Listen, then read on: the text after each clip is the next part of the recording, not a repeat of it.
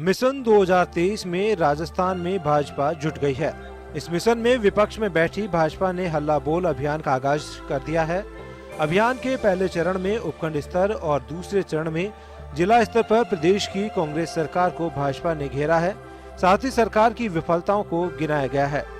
भाजपा ने कानून व्यवस्था, महिला अपराध, बेरोजगारी भत्ता, परीक्षाओं में अनियमितता, बिजली दरों में बढ़ोतरी और किसानों का संपूर्ण कर्ज माफी को मुद्दा बनाया है। आगे किस तरीके से किसान कर्जा माफी, बिजली, स्वास्थ्य, शिक्षा, बेरोजगारी, कानून व्यवस्था, इन तमाम मुद्दों को लेके एक शुरुआत उपखंड स्तर पर हुई है, जिलों में भी, और उसके बाद प्रदेश का एक बड़ा प्रदर्शन जिसकी तैयारी हमें यथासमय करनी है। उन सब की एक विस्तृत चर्चा इस 2 दिन की कार्यसमिति में होगी।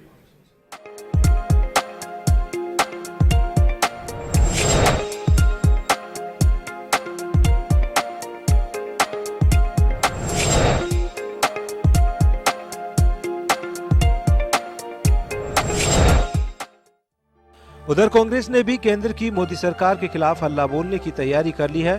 कांग्रेस ने इस मुहिम में कार्यकर्ताओं को तैयार कर दिया है। कांग्रेस महंगाई, पेट्रोल डीजल के बढ़ते दाम, रसोई गैस की कीमतें और किसानों के मुद्दे पर घेरने की रणनीति बनाई है। कांग्रेस 12 दिसंबर को दिल्ली में केंद्र की भाजपा सरकार पर हल्ला बोलने जा रही है। राजस्थान में इसकी तैयारियों को लेकर अंतिम रूप दिया जा रहा है। सोनिया गांधी जी और राहुल गांधी जी के नेतृत्व में 12 तारीख को हमारे आला कमान ने, कांग्रेस पार्टी ने दिल्ली में एक बहुत बड़ी रैली आयोजन करने का निश्चय किया है। राजस्थान जब भी दिल्ली से रैली होती है, चाहे भूमि अधिग्रहण कानून की बात हो, चाहे किसानों की बात हो, चाहे दूसरी बात हो, हमेशा अव्वल रही है। और मैं कांग्रेस के कार्यकर्ताओं में बहुत आक्रोश मोदी जी के सरकार के विरोध में है, महंगाई को लेकर के। और यहाँ पर तमाम कांग्रेस के कार्यकर्ता और नेता भारी संख्या में 12 तारीख को दिल्ली जाएंगे रैली में और मोदी सरकार को मजबूर करेंगे। वर्ष 2021 का दिसंबर का महीना पार्टियों के आंदोलनों के बीच गुजरेगा, जिसमें पार्टियां एक दूसरे को घेरने की पूरी कोशिश करेगी। ब्यूरो रिपोर्ट, जन टीवी न्यूज।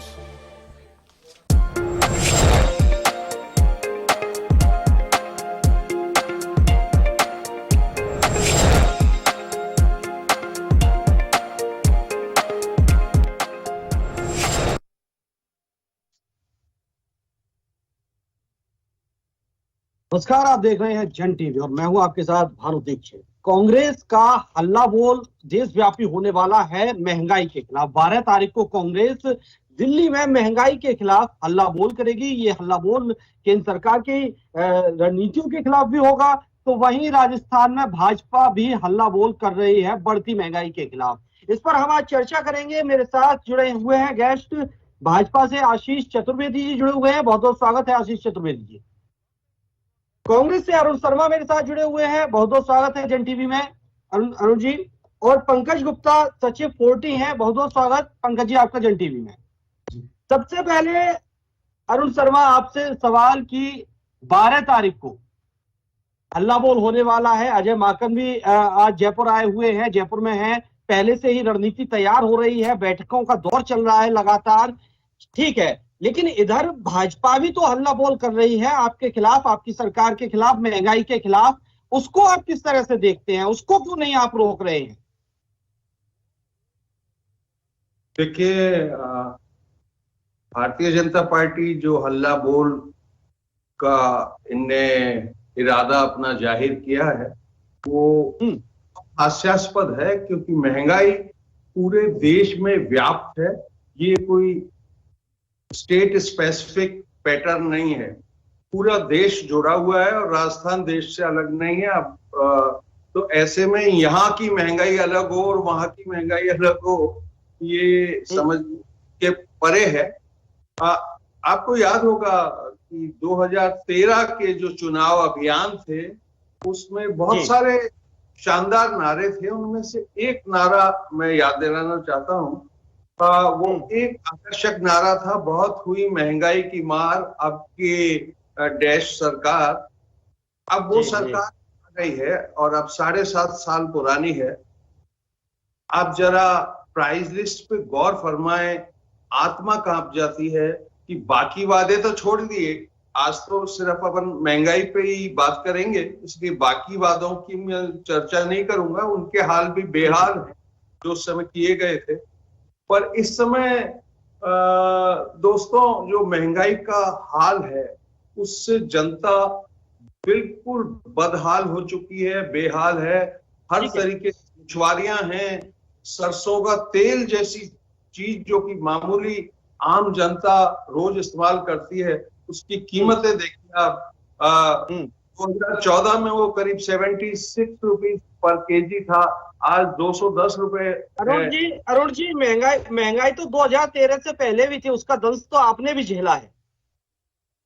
नहीं, महंगाई देखिए, महंगाई तो थी, लेकिन तुलनात्मक ही कोई चीज की जा सके ना। आप ये तो आए इस वादे पे थे कि महंगाई है और अब हम आएंगे सब ठीक कर देंगे, लेकिन हुआ ठीक उसके उल्टा, क्योंकि आर्थिक मामलों में दोस्त इनकी जो समझ है अब वो सर्वविदित है। वो चाहे नोटबंदी के फैसले हो इनके, जिसके बारे में अब आजकल ये चर्चा भी नहीं करते, उसकी ऊपर। ठीक है अरुण शर्मा जी, ठीक है, आपकी रैली होनी है 12 तारीख को, अजय माकन जी भी आए हैं, लेकिन आपको नहीं लगता कि बहुत देर कर दी आपने ये मुद्दा उठाने में? बहुत पहले उठाना था। अब तो ऐसा लग रहा है जैसे कि चुनाव सर पर है और चुनावों में जनता को रिझाने के लिए आप उनके मन की बात कर रहे हैं। देखिए, इसको मैं देर नहीं मानता हूं। अगर हम नहीं करते तो ये होता कि विपक्ष उठा नहीं रहे, और अब आप जब नहीं, मैंने ये नहीं कहा आप नहीं करते, मैंने कहा कि आपको बहुत पहले करना चाहिए था, ये मुद्दा बहुत पहले से उठाना चाहिए था। नहीं, ये मुद्दे हम लगातार उठा रहे हैं, पर एक कान उपलब्ध होना चाहिए, मुद्दे उठाएं और कोई सुने।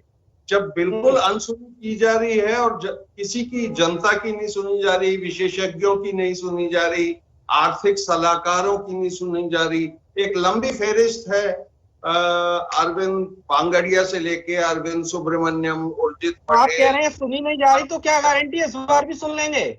तो क्यों मुद्दे उठा रहे हैं? इस बार कौन सुनेगा फिर आपकी? है जी, जब आपको लगता है कोई सुनने वाला ही नहीं है, तो अब कौन सुनेगा फिर आपकी? नहीं, देखिए, ऐसा है, अभी भी प्रजातंत्र बाकी है इस देश में, चाहे लिमिटेड एडिशन में ही हो, क्योंकि जिस तरीके से संसद में बिल पास होते हैं, जिस रफ्तार से, बिना कोई सलाह सूद के, विपक्ष का अपमान करके, बिना किसी विमर्श के, लेकिन आवाज तो सुननी पड़ेगी। थोड़ा देर जरूर हो सकती है। देखिए ना, अभी किसानों की आवाज भी इन तक कहां पहुंच रही थी। करीब 1.25 साल किसान सड़कों पे रहा, सर्दी, गर्मी, बरसात, 750 से ज्यादा किसान शहीद हो गए। प्रधानमंत्री जी ने एक शब्द की श्रद्धांजलि उन शहीद किसानों के लिए कभी नहीं दी। वो ऐसी जगह देखे ही नहीं जाते। वो प्रियंका चोपड़ा की शादी में जा सकते हैं, अक्षय कुमार किसान कहते हैं और मोदी जी कहते हैं, या भाजपा सरकार कहती है कि किसानों ने एक बार थैंक यू तक नहीं बोला, हमने बिल वापस ले लिया।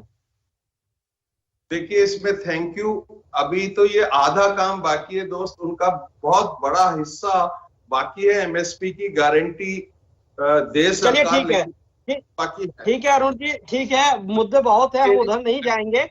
आशीष चतुर्वेदी जी भी हैं, मैं आता हूँ आपके पास, आता हूँ अरुण जी।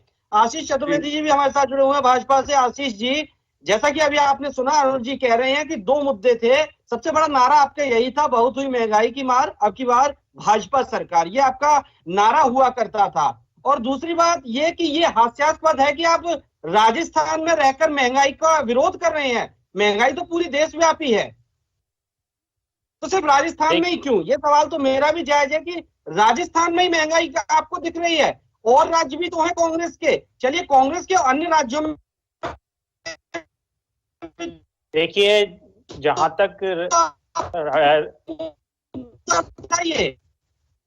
देखिए जहां तक हल्ला बोल कार्यक्रम की बात है, वो केवल महंगाई को लेकर के केंद्रित नहीं है। आप देखिए, राजस्थान की जनता बहुत बदहाल महसूस करती है जब वो यहाँ की कानून व्यवस्था को देखती है। आप देखिए, यहाँ के जो बेरोजगार हैं वो लगातार प्रदर्शन कर रहे हैं। और आप देखिए भरी सर्दी में भी वो लखनऊ में कांग्रेस कार्यालय के बाहर डेरा डाले हुए हैं कि उनकी कोई सुनवाई हो नहीं रही है। ये 17 दिसंबर आने वाली है और 17 दिसंबर को ये कांग्रेस की सरकार अपना 3 साल का कार्यकाल पूरा कर लेगी और इनके पास बताने के लिए कोई भी उपलब्धि नहीं कि हमने इतने लोगों को रोजगार दिया।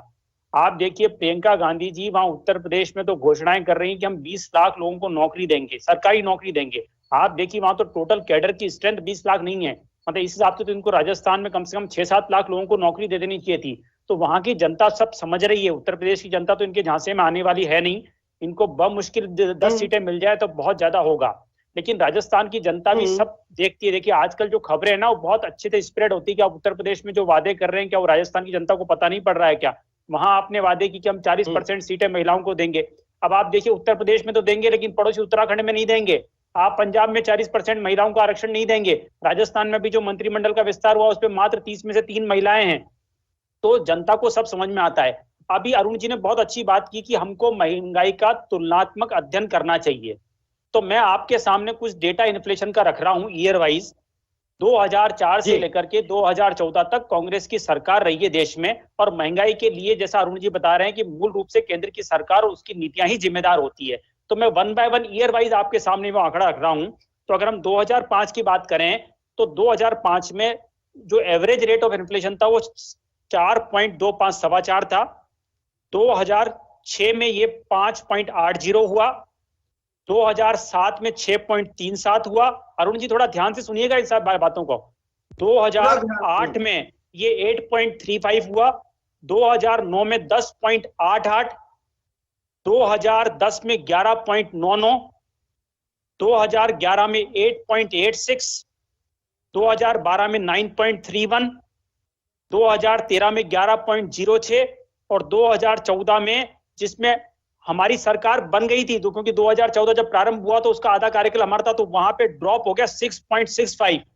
आप देखिए 2015 में एवरेज रहा 4.91, 2016 में 4.95, 2017 में 3.33, 2018 में 3.95, 2019 में 3.72 और 2020 में बढ़कर हुआ 6.62। तो अगर आप हमारे 7 साल के कार्यकाल का एवरेज लेंगे तो लगभग ये 4.5% के आसपास है और 2004 से 2014 का एवरेज लेंगे तो ये 8% से ऊपर जाता है। ये तो बात हुई, हमने एक तुलनात्मक रेट ऑफ इन्फ्लेशन किया। अब जरा मैं पेट्रोल और डीजल की बात भी कर लेता हूं कि पेट्रोल डीजल में हमने कहां पे प्राइस छोड़े थे 2004 में और 2014 में इन्होंने कहां करके छोड़े। 2004 में जब वाजपेयी जी सरकार में थे और जब हम सरकार छोड़ के गए थे तो पेट्रोल का प्राइस देश में 36 रुपए 81 पैसे था और डीजल का प्राइस 24 रुपए 16 पैसे था। और यही कांग्रेस सरकार जब छोड़ के जाती है तो 79 रुपीज और 26 पैसे पेट्रोल का प्राइस था और डीजल का प्राइस 55 रुपए 49 पैसे था। अब आप उससे आज की तुलना कर लीजिए तो जनता सब चीजों को समझती है। ये रेट ऑफ इन्फ्लेशन है जो कि बाकायदा इकोनॉमिस्ट इसका आंकड़ा निकालते हैं, तो इसमें कोई झूठ और सच होता नहीं है, ये सब आंकड़ों की बातें हैं। तो आपने बिल्कुल सही कहा कि आप महंगाई का आंदोलन इसलिए कर रहे हैं क्योंकि आपको राहुल गांधी जी को भी स्थापित करना है। अब आपके चुनाव हो रहे हैं तो बहुत लंबे समय से आप कोई रैली कर नहीं पा रहे हैं। अब 5 राज्यों के चुनाव हो रहे हैं, वहां आपकी जो सर्वे आ रहे हैं। आशीष जी कांग्रेस एक बार फिर से रैली कर रही है महंगाई को लेकर। 12 तारीख को इनकी देशव्यापी रैली है। अजय माकन जी भी राजस्थान में आए हुए हैं और राजस्थान को बहुत बड़ा भार भी है। राजस्थान का नहीं उसका कारण है ना, तो ज्यादा रहेगा इस रैली में। उसका कारण क्या है? देखिए दो आप बताइए, आप मेरी बात सुनिए। उसका कारण क्या है कि इनका तो काम है आवाज उठाना। लेकिन आशीष जी आप बताइए क्या आपको महंगाई लग रही है या नहीं? महंगाई वास्तव में बढ़ी है या नहीं? क्योंकि जनता भी इस वक्त त्राहिमाम कर रही है महंगाई। नहीं देखिए महंगाई को हमको ओवरऑल देखना पड़ेगा। आपको मोबाइल डेटा भी देखना पड़ेगा कि उसकी रेट क्या थी, पहले क्या थी। आपको इलेक्ट्रिसिटी के चार्जेस भी देखने पड़ेंगे, पेट्रोल डीजल भी देखना पड़ेगा, फल सब्जी भी देखनी पड़ेगी। ये एक बास्केट में बहुत सारी चीजें होती है। तो मैं आपकी इस बात से सहमत हूं कि निश्चित रूप से कहीं ना कहीं खाद्य तेल की अगर आप बात करें तो उसमें महंगाई ज्यादा है, ऐसा। और सरकार ने अभी आप देखिए बहुत बड़ी राहत दी है। जब अभी फर्स्ट वीक ऑफ नवंबर में दिवाली के पहले सरकार ने पेट्रोल और डीजल में जो एक्साइज ड्यूटी कम की है, आप देखिए उससे जनता को काफी राहत मिली है, ऐसा नहीं है। तो हमारी जो सरकार है वो बहुत संवेदनशील सरकार है। हम ऐसा कोई भी ऐसा मतलब आशीष जी अगर ये एक्साइज ड्यूटी अगर कम नहीं की जाती तो अंदाजा लगाइए रेट कहाँ होते। तो कर दी ना कम। देखिए हमारे जो प्रधानमंत्री जी हैं बहुत संवेदनशील हैं, वो जानते हैं कि जनता किन मुद्दों से परेशान है, तो जैसे ही उनको लगा कि अब दिक्कत हो रही तो उन्होंने तुरंत इसका संज्ञान लिया और कम कर दिया। आप देखिए इसी राजस्थान सरकार को, इसी राजस्थान सरकार, एक मिनट आय का कोई स्रोत नहीं रहा। आप मेरी बात सुनिए, महंगाई और आ जाए तो बताइए आम आदमी की कमर टूटेगी या नहीं? आप मेरी बात सुनिए। देखिए यही कांग्रेस सरकार है, 3 तारीख को हमने पेट्रोल डीजल की एक्साइज ड्यूटी कम कर दी पूरे देश में। आप देखिए सभी अखबारों ने तुलनात्मक लिखा कि राजस्थान में वैट सर्वाधिक है। जो जितने पड़ोसी जिले हैं हमारे, वो सबके पेट्रोल पंप और डीजल पंप लगभग बंद से हो गए थे। तब जाकर के मुख्यमंत्री ने 15 दिन बाद जो कटौती की है, और वो भी बहुत नाकाफी कटौती की है। चलिए ठीक है, मैं आपके पास आता हूं आशीष जी। पंकज गुप्ता जी भी हैं, सचिव हैं फोर्टी से। पंकज गुप्ता जी, आज जो महंगाई है, अभी हम तुलनात्मक बात कर रहे थे महंगाई की 2014 से पहले की और 2014 के बाद की, तो आपको क्या लगता है कि जो ये तुलनात्मक महंगाई है, किसके सरकार के अंतराल में ज्यादा रही या कम रही? और आज जो जिस तरह से महंगाई बढ़ रही है, ये बढ़ेगी या अभी इसमें कुछ कम होने की गुंजाइश है, या और अभी आम आदमी को सताएगी? देखिए, अगर मैं आम आदमी की बात उससे कहूँ जी, वैसे तो मैं एक राजस्थान के सबसे बड़े फेडरेशन की तरफ से हूँ। मैं दोनों तरह से इस चीज को, इस मुद्दे की पे बात करूंगा। अगर मैं फेडरेशन के या व्यापारियों के लिहाज से बात करूं तो एक्चुअल में व्यापारी भी इस महंगाई से बहुत परेशान है, क्योंकि व्यापारी कहीं ना कहीं आम आदमी भी है। व्यापार के अंदर जो मार्जिन्स हैं, जो प्रॉफिट्स हैं, वो बहुत कम हो चुके हैं, क्योंकि महंगाई दर बहुत ज्यादा बढ़ चुकी है। आज आप अगर 2 रुपए की चीज को 3 रुपए में बेचते हैं तो सीधा सीधा जितना भी परसेंटेज आप बढ़ाते हैं, तो एक्चुअल में प्रॉफिट मार्जिन महंगाई की वजह से बहुत कम हो चुका है। दूसरा, पेट्रोल का अगर आप देखें तो मैं मतलब एक्चुअल में क्रिटिसाइज नहीं करूंगा, लेकिन ये स्टेट और राज्य दोनों की जिम्मेदारी है कि आम आदमी को भी और व्यापारी को दोनों को राहत दे, क्योंकि दोनों जगह ही अब आज इस मुद्दे को, जो महंगाई का मुद्दा है, वो हर व्यक्ति से जुड़ा हुआ है। अगर हम इसको डायरेक्ट पॉलिटिक्स पे लेके जाते हैं तो ये बहस एंडलेस है, ये प्रोसेस एंडलेस है कि हम एक दूसरे को करें 2014 को, 2015 को, 2021 में भी हम लेकर के जाएं, तो ये महंगाई दर लगातार बढ़ती जाएगी। अगर आप पेट्रोल के दाम लगातार बढ़ाएंगे, कहाँ 100 कहाँ 110, मतलब व्यक्ति का गला बिल्कुल घुट चुका है। अगर आप राजस्थान को देखते हैं तो राजस्थान में जो लेवीज हैं, मैं अगर आज अभी सामने आंकड़े देख रहा हूँ, 29.88 1 लीटर पेट्रोल पे जो राजस्थान में वैट है, वो है जो सर्वाधिक है आज भी। तो मैं आज राजस्थान सरकार को भी यही आग्रह करूंगा कि वो इस चीज का संज्ञान ले, और मैं सेंट्रल गवर्नमेंट से भी संज्ञान करूंगा कि आप इसको सीधे सीधे जीएसटी के दायरे में लाएं, क्योंकि जीएसटी के दायरे में लाने से एक लिमिट होगी, क्योंकि पेट्रोल डीजल का दाम अगर बढ़ता है तो हर चीज का दाम बढ़ता है। ट्रांसपोर्टेशन महंगा है तो हर चीज महंगी है। आम आदमी को रोजाना की थाली उसके खाने में आती है, उससे टेंशन है। उसको एजुकेशन दिलानी है अपने बच्चे को, उससे टेंशन है। आप एजुकेशन पे कोई बिल लेके आते हैं, उस एजुकेशन के बिल को आप स्टेट गवर्नमेंट भी उस पर कोई संज्ञान नहीं ले रही। एंडलेस फीस हम बहुत ज्यादा, जो फीस आज से 4-5 साल पहले 50,000 हुआ करती थी, 60,000 70,000, मतलब वो भी एंडलेस है। एक्चुअल में आम आदमी पर बोझ इतना ज्यादा हो चुका है कि बिल्कुल गला अब घुट चुका है। कितना आप इनकम सोर्सेज को बढ़ाने के प्रयास तो कहीं यही नहीं। पंकज जी, यहाँ एक चिंता वाली बात ये भी है कि अगर आम आदमी को, अगर केंद्र सरकार राहत देती है तो कहीं ना कहीं वो राज्य सरकार की राजनीति में फंस जाता है। अगर राज्य सरकार राहत देने के लिए कोई सुझाव देती है तो फिर उस पर राजनीति होने लगती है। इन सब के बीच कहीं ना कहीं दम आम आदमी का ही घुटता है। पिस्ता बेचारा आम आदमी और व्यापारी ही है। बिल्कुल सर, आम आदमी हद से ज्यादा परेशान है। अगर आप सब्जियों के दाम देखें, देखिए बिल्कुल एक सामान्य व्यक्ति के रूप में बात करूं तो सामान्य व्यक्ति को अपने खाने की थाली में मेजर जो सामान्य चीजें हैं, आटा, दाल, चावल, जो भी कुछ है, सबके दाम एंडलेस हो चुके हैं। पिछले 10 सालों से आप देखेंगे 3 गुना हर चीज की रेट हो चुकी है। आप अगर ट्रांसपोर्टेशन को देखते हैं तो 3 से 4 गुना पेट्रोल बढ़ चुका है। पिछले 3-4 साल में ही सब कुछ बढ़ चुका है। तो ये एकदम से क्या, आप फिर उसकी तुलना करते हैं। अगर मैं आज बात करूं सेंट्रल गवर्नमेंट के फैसलों की, तो वो लेकर के जाते हैं साहब इंटरनेशनल, उस पर भी महंगाई बढ़ चुकी है, हर जगह महंगाई बढ़ रही है, हर देश में बढ़ रही है, तो हम भी बढ़ाएंगे। भाई आज आप पूरे देश की बात करें तो देश का क्राइटेरिया तो इंटरनल तय होता है। वो इंटरनल अपनी सारी पॉलिसीज को, सारी चीजों को बनाता है। तो आप इस तरह की पॉलिसी डिजाइन करें कि आम आदमी को सब चीजें सुलभ और आसानी से उपलब्ध हो। अब राज्य की बात करें तो राज्य के दायरे में भी बहुत सारे विषय हैं, छोटी छोटी चीजें तो राज्य के दायरे में ही है। तो आप उन सब चीजों को सुलभ करें, आम आदमी को उन्हीं से परेशानी है। उसको रोजाना की खाने की टेंशन है, उसको रोजाना के खर्चे की टेंशन है, बच्चों की एजुकेशन की टेंशन है। उन सब चीजों को आप लेवल पर लेके आए। एजुकेशन बिल अगर आप लाते हैं तो उस एजुकेशन बिल को प्रभावी रूप से लागू करने की बात करें। आप वो सब कुछ कहीं ना कहीं जाकर के एक लॉबिंग हो जाती है उस मैटर की। आप एजुकेशन पे बात करें तो लॉबिंग हो जाती है, एक लॉबी के थ्रू वो सारे मैटर दब जाते हैं। तो आप उस पर सटीक रूप से प्रयास करें, क्योंकि अभिभावक भी परेशान है, आम आदमी परेशान है, हर व्यक्ति परेशान है, महंगाई बहुत ज्यादा बढ़ सरकारों की जिम्मेदारी है कि आम आदमी को किस तरह से राहत देनी है, न कि महंगाई या अन्य मुद्दों को लेकर सिर्फ राजनीति होनी चाहिए, बल्कि धरातल पर काम भी होना चाहिए। बिल्कुल अरुण शर्मा जी, अजय माकन जी जयपुर में हैं। अजय माकन के जयपुर आने के कई मायने निकाले जा रहे हैं। हालांकि कांग्रेस तो ये कह रही है कि जो 12 दिसंबर को रैली होने वाली है उसको लेकर चर्चा के लिए आए हैं, उसको लेकर रणनीति बनाने के लिए आए हैं।